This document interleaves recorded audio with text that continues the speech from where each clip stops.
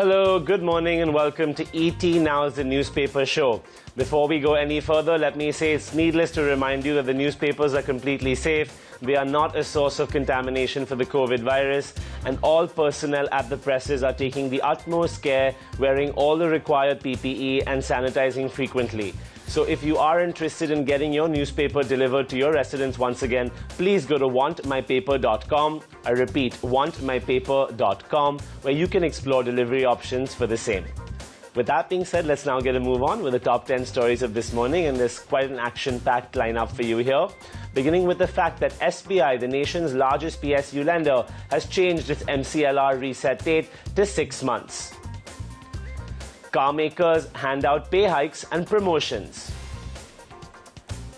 Some startups restore salaries and bonuses. Huawei may lose Airtel's TN 4G circle to Ericsson.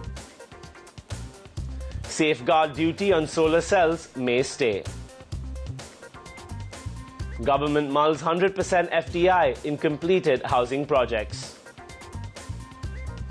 Railways plan to monetize assets of DFC project.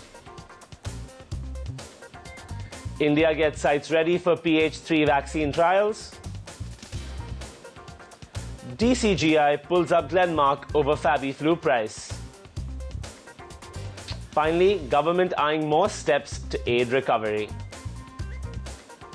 So those were the top 10 ET stories for you. We're now going to bifurcate it into what's corporate-oriented and market-oriented. The top 5 corporate stories of this morning are that M&M has rejigged its top deck, and Jalaj Gupta will now be heading the CV business. Cognizant eyes phased return to office. Telcos divided on international roaming tariffs. Domino's to levy delivery charges. And TikTok explores moving headquarters to London. So those were your corporate stories. Let's get you a feel for what the market's saying. Fine on brokers not collecting margin upfront. HDFC Bank lends 12,000 crore to IRFC. HCL Tech may hit growth track in Q2. Brokerages bullish on Britannia post a strong Q1. And record NPA recovery for Edelweiss ARC in FY20.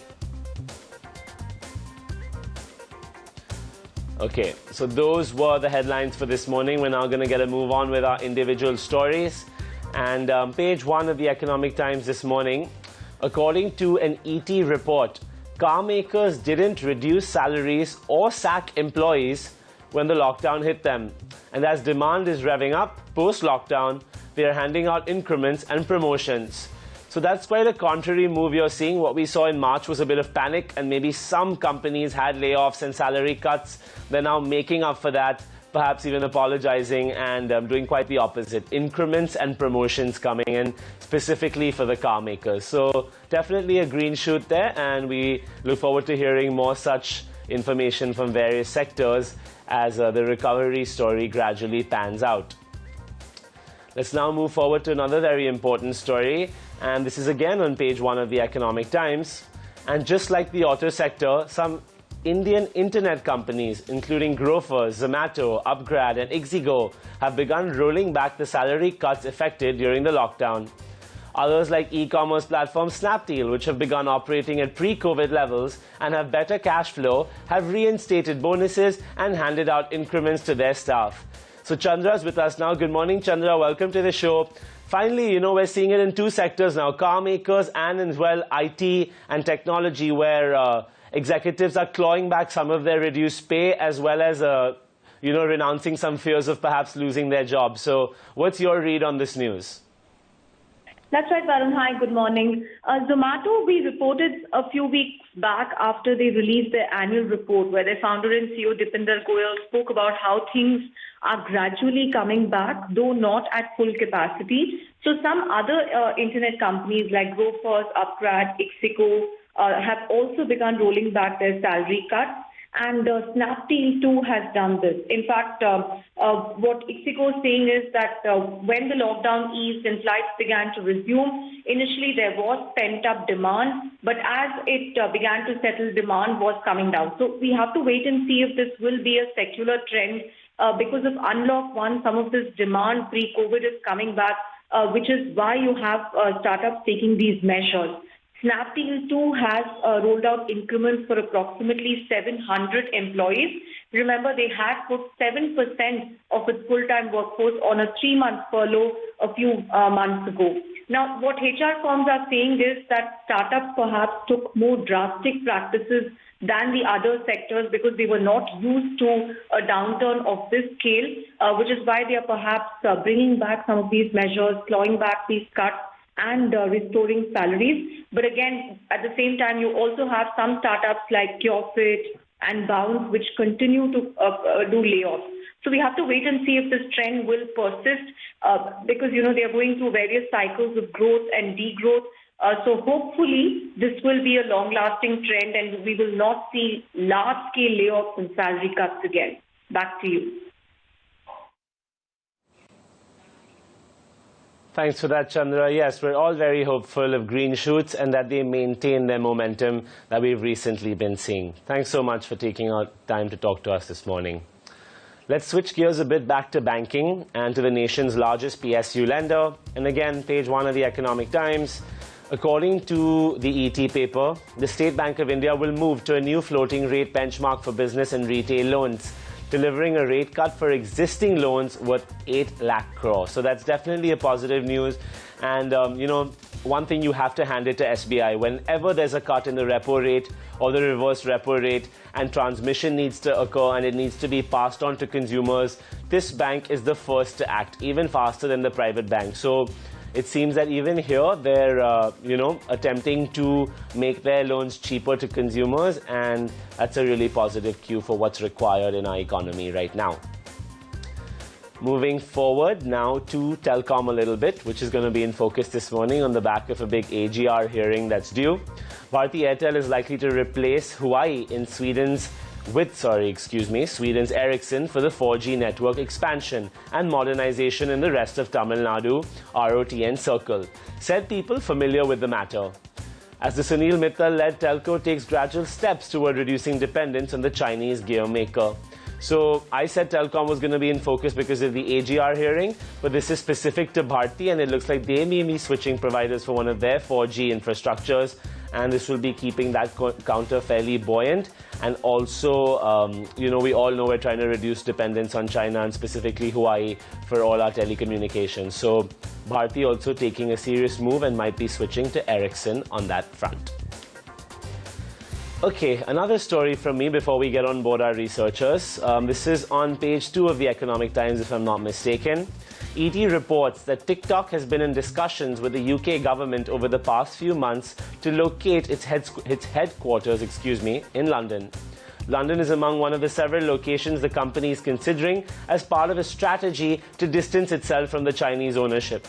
TikTok is expected to significantly increase the size of its workforce in London and the other key locations outside China over the next several years. So obviously it's a huge app, it's got users all over the world, and now it's banned because of all the India-China tension.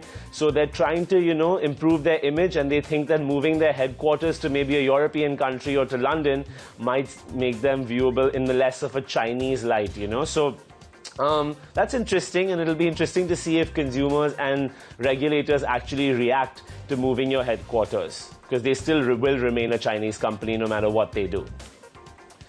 Okay, so that was the TikTok update for you. Let's now get on board Pankaj, who's with us. Good morning, Pankaj. Welcome to the show.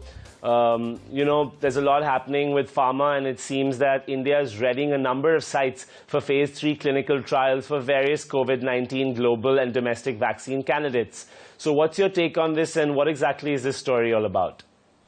So, that's something, Varun, just to give you some statistics, about 60% of vaccines are most probably developed in India for the entire world. So India by far is one of the, destinations as far as vaccine development is concerned.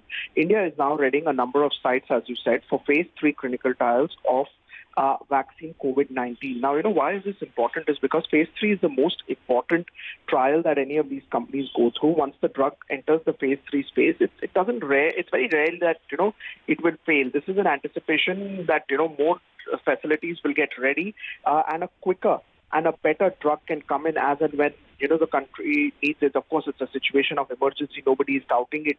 So, about 5 trial sites will be ready by August 1. More will come in the next couple of months. Phase 3 trial of vaccine candidates, especially Oxford and AstraZeneca, with which we have the Pune-based company here in India, which has done a trial, will start in India next month. India is in touch with global organizations, the likes of WTO, various others, on regulatory standards for vaccine. And the move will expedite trials, which is in line with global regulatory norms. 6 vaccine platforms in the country are targeting different sort of mechanisms at this point of time. 30 COVID-19 vaccine candidates in various stages of development across these platforms.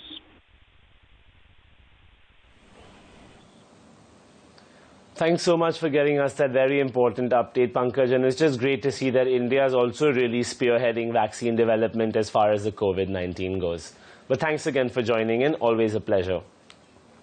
Let's now switch gears a little bit more.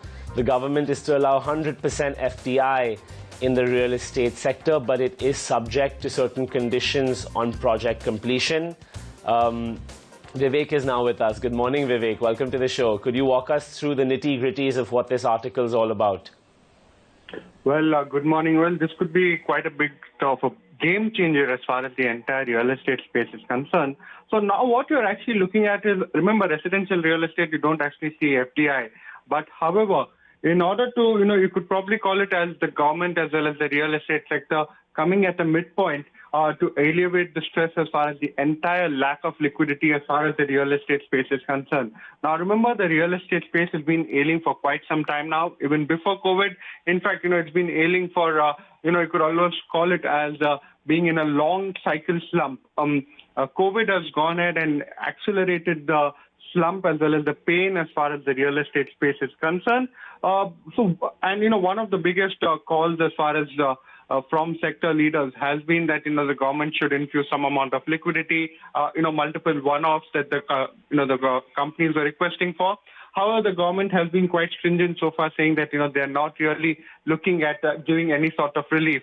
However, this particular development, sort of a left field option that the government is looking at, 100% FDI in completed housing projects could actually help a lot of players, who are sitting on a lot of inventory, come up with some amount of liquidity, and that could alleviate stress to a very large extent. Now, remember, this particular move could also bring up some amount of speculative activity which the government wants to avoid. So there could be a 3-year lock-in, while other aspects of real estate in terms of commercial real estate, in terms of other projects, do allow certain amount of automatic FDI up to 74%. 100% FDI in completed housing projects could be a game changer, and the government will continue to seek to stop any sort of speculative activity in order to cut prices or in order to ensure that prices do not go above the market rates. Okay, great, Vivek. Thanks so much for that. So we're going to be possibly seeing some foreign investment in the real estate sector. At the same time, there will be some cap on prices to make sure things don't get out of hand. And let's remember, this is a capital-starved sector, so it'll be great if they can finally get some foreign fund inflow. So thanks for that, Vivek. Let's now move forward again. Poonam's now with us. Good morning, Poonam. Welcome to the show. Page 1 of the Economic Times. The government has begun preliminary work on the next set of measures that may be required to pull the economy out of a deeper contraction than initially expected. So, Poonam, could you walk us through what some of these measures might be? Yes, in fact, Varun, good morning. If you look at what is the state of the economy, yes, we are seeing, after an initial recovery that we did see in terms of the high frequency indicators, a lot of state governments have announced localized shutdowns, and all those measures are impacting the pace of recovery, and hence government is planning a slew of measures or is eyeing more steps in order to aid the recovery. In fact, some of these steps could be on the lines of global templates. For example, to boost local production, government is looking at various industries to understand which are the industries could be targeted in order to help boost local production and also in order to help boost overall employment in the country. Government is also looking at various capex steps, which are the industries which would require more capex, and hence which are the industries wherein government can target in terms of spending. So we should be watching out for those measures from the government. Besides that, since the government has been cash-strapped, so government is also probably discussing big-ticket sales like BPCL. We should be also eyeing out for that. Now, all these steps will be over and above the Atmanirbhar Bharat Abhiyan that was announced in the month of May. Prime Minister Modi has been already briefed by the Finance Ministry last week, and the PM Economic Advisory Council and Niti Aayog will take a final call in terms of policies and their timing. So yes, but all these measures would be most awaited in order to boost economic recovery, or rather to even support the economic recovery and also generate much needed employment. Okay, thanks for that, Poonam. It's great to see that the government is really proactively addressing the recovery, and it'll be interesting to see what the final rollout of these measures are. But thank you again for joining us.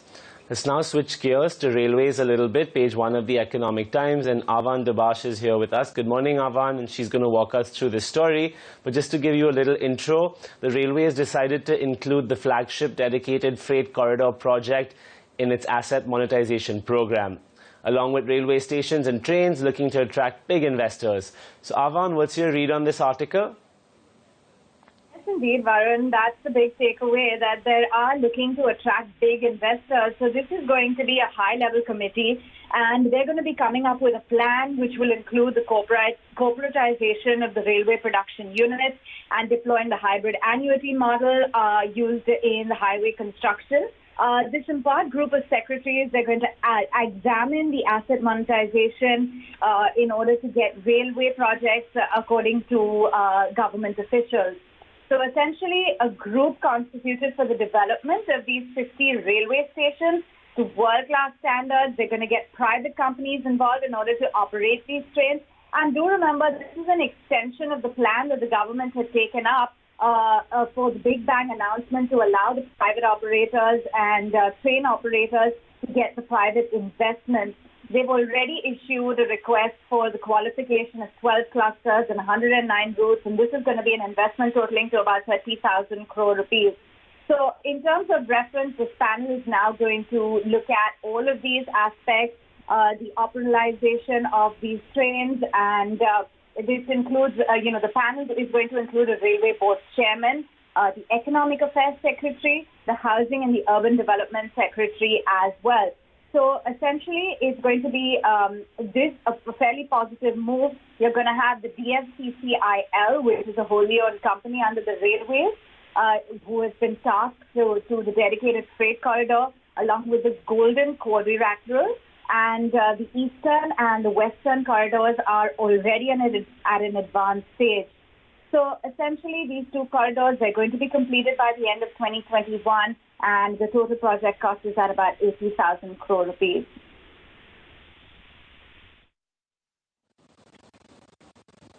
All right, great. Thanks for that, Avan.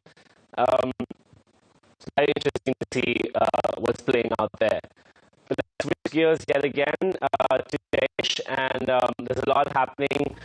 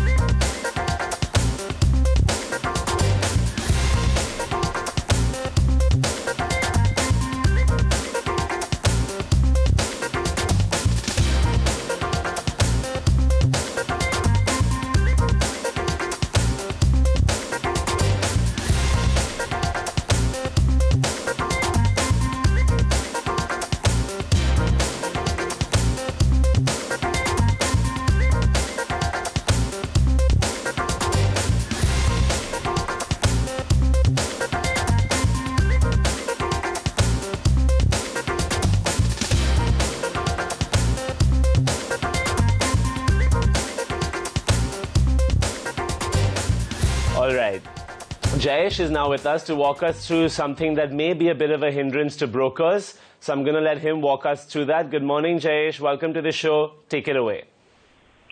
Good morning, Varun. So what essentially we are picking up from the newspaper is that the investors will now have to pay up the entire upfront margin before trading. Now, remember that, SEBI has been looking at bringing in this rule, and finally they have decided that August 1st will be the date that, they will actually implement this particular rule. Now, what changes is that earlier in the F&O derivative segment, this rule had already been imposed where the broker had to collect the entire margin upfront before the client was allowed to trade. Now, this will also be applicable to the cash market segment. So this definitely is a dampener as far as trading activity is concerned, because a lot of brokers were allowing their clients to actually trade beyond the limit that they were allowed. This will actually impose a penalty on the broker itself if the entire margin is not collected. However, we did speak to a lot of online brokers as well, and they are saying that, any which ways the online brokers were implementing this rule, so this does not have a material impact on their business, which is where majority of the clients are actually trading. However, if the client was trading with a traditional broker where the margin was actually based on the relationship that you had with the broker, so that will get impacted. So no material impact as far as online is concerned, but traditional will definitely have an impact.